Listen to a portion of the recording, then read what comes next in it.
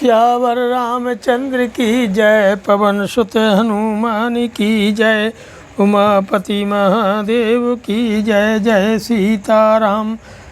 अथ चतुष्षष्टितमः सर्गः। युद्धकांड का 64वें सर्ग में महोदर कुंभकर्ण के प्रति आक्षेप करके रावण को बिना युद्ध के ही अभीष्ट वस्तु की प्राप्ति का उपाय बताने का वर्णन है। तदुक्तिमतिकायस्य बलिनो बाहुशालिनः कुंभकर्णस्य वचनं श्रुत्वोवाच महोदरः। अपनी भुजाओं से शोभित होने वाले विशालकाय एवं बलवान राक्षस कुंभकर्ण का यह वचन सुनकर के महोदर ने कहा कि कुंभकर्ण कुले जातो दृष्टा प्राकृत दर्शनः, अवलिप्तो न शक्नोषि कृत्यं सर्वत्र वेदितुम।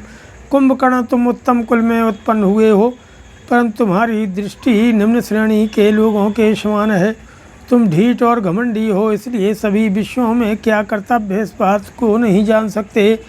नहीं राजा न जानीते कुंभकर्ण मनयानयौ, त्वं तु कैशोरकाद दृष्टा केवलम वक्तुमिच्छसि। अरे कुंभकर्ण, हमारे महाराज नीति और अनीति को नहीं बन जानते हैं, ऐसी बात नहीं है। तुम केवल अपने बचपन के कारण दुष्टता पूर्वक इस तरह की बातें कहना चाहते हो। स्थानिम वृद्धिम च हानिम च देश काल विधान वितो, आत्मनश्च परेशान चाया बुद्धते राक्षसर्षभो।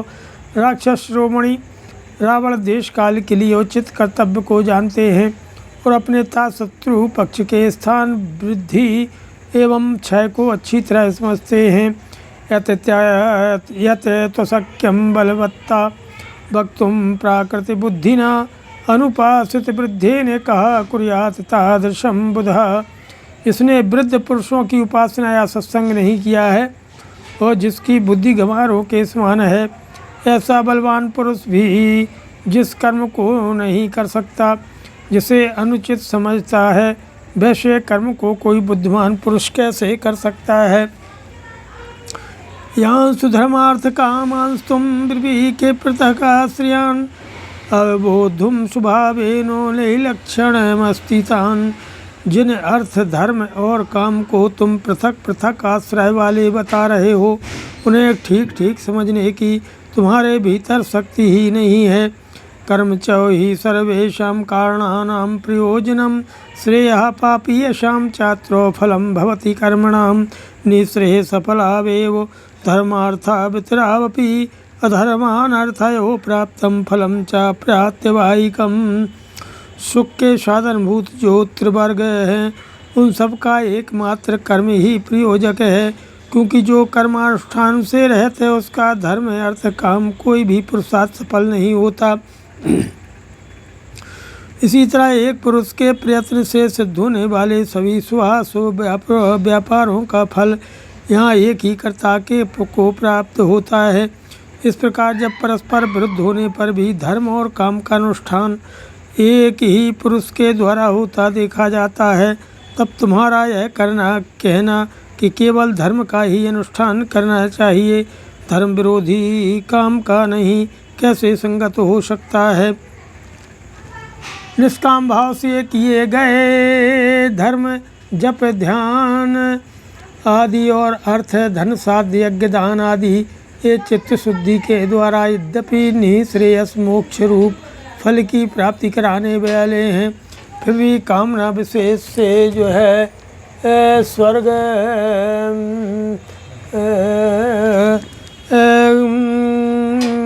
एवं अभ्युदय आदि अन्य फलों की भी प्राप्ति कराते हैं। पूर्वोक्त जपादि रूप या क्रियामय नित्य धर्म का लोप होने पर अधर्म और अनर्थ प्राप्त होते हैं और उनके रहते हुए प्रत्यवाय जनित फल भोगना पड़ता है, परंतु काम कर्म न करने से प्रत्यवाय नहीं होता। यह धर्म और अर्थ की अपेक्षा काम की विशेषता है। एहि लौकिक पारक्यम कर्म पुंभिर्निषेव्यते, कर्माण्यपि तु कल्याणी लभते काममास्थितः।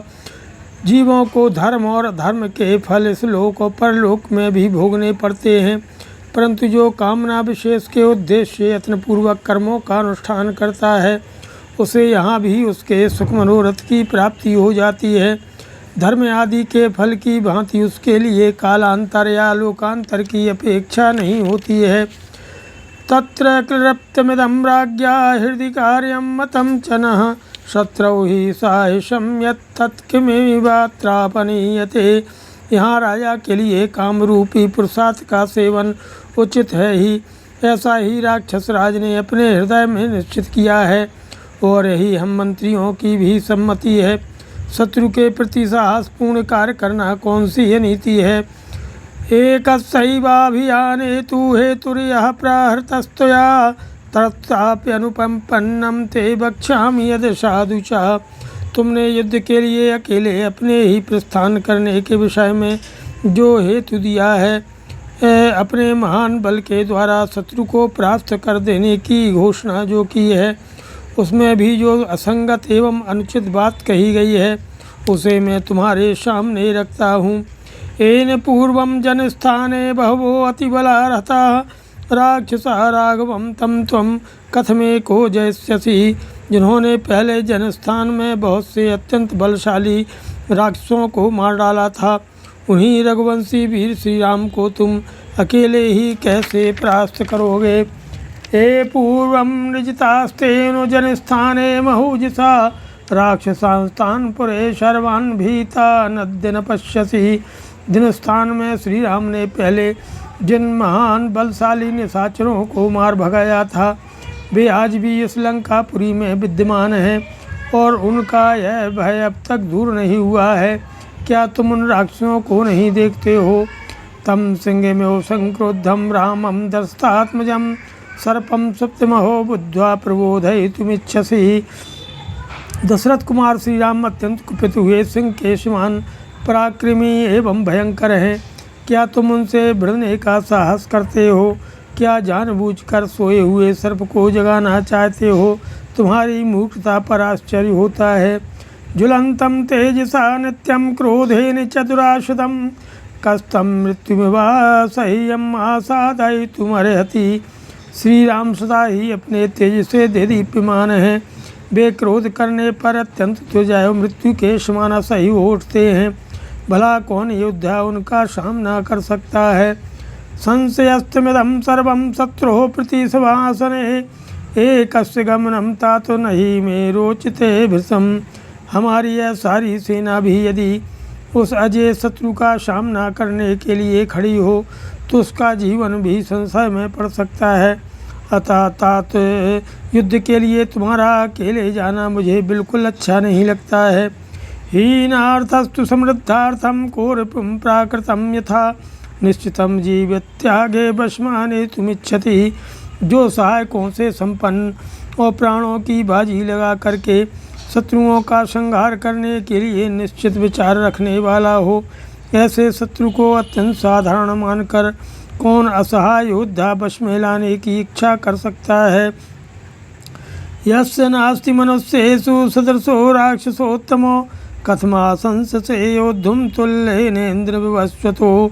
एवं मुक्ता तु संरब्धं कुंभकर्णं महोदरः उवाच राक्षसां मध्ये रावणं लोक रावणं। राक्षस रोमणी मनुष्यों में जिनकी क्षमता करने वाला दूसरा कोई नहीं है, सा जो इंद्र और सूर्य के समान तेजस्वी हैं, उन श्री राम के साथ युद्ध करने का हौसला तुम्हें कैसे हो रहा है। रोष के आवेश से युक्त कुंभकर्ण से ऐसा कहकर के महोदर ने समस्त राष्ट्रों के बीच में बैठे हुए लोगों को रुलाने वाले रावण से कहा कि लब्धा प्रस्ताद वैदेहीं किमर्थं त्वं विलम्बिषे यदि इच्छसि तदा सीता वशगाते भविष्यति। अरे महाराज, आप विदेह कुमारी को अपने सामने पाकर के भी किस लिए विलम्ब कर रहे हैं। आप जब चाहें तभी सीता आपके बस में हो जाएगी। दृष्टा कच्युतपायो में सीतोपस्थान कारकः रुचितश्चेत स्वया बुद्ध्या राक्षसेन्द्र ततः शृणु। राक्षस राज, मुझे एक ऐसा उपाय सूझा है जो सीता को आपकी सेवा में उपस्थित करके ही रहेगा। आप उसे सुनिए।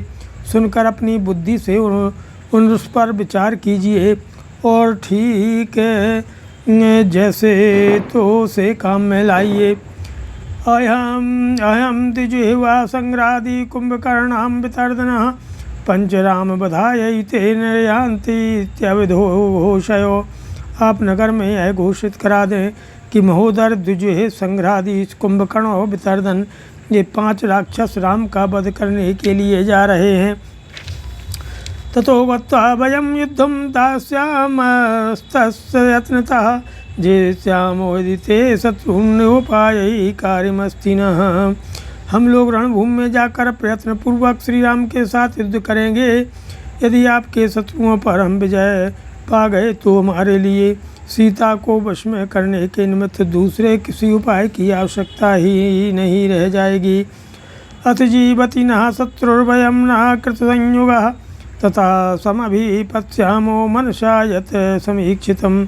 यदि हमारा शत्रु अजय होने के कारण जीवित हो ही रह गया और हम भी युद्ध करते करते मारे नहीं गए तो हम इस उपाय को काम में लाएंगे जिसे हमने मन से सोचकर निश्चित किया है।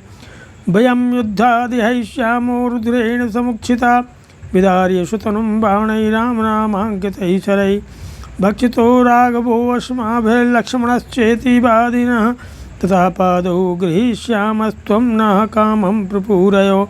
ततो अभिघोषय पुरे गजस्कन्धेन पार्थवो अतो रामः स भ्रात्रा ससैन्येति सर्वतः।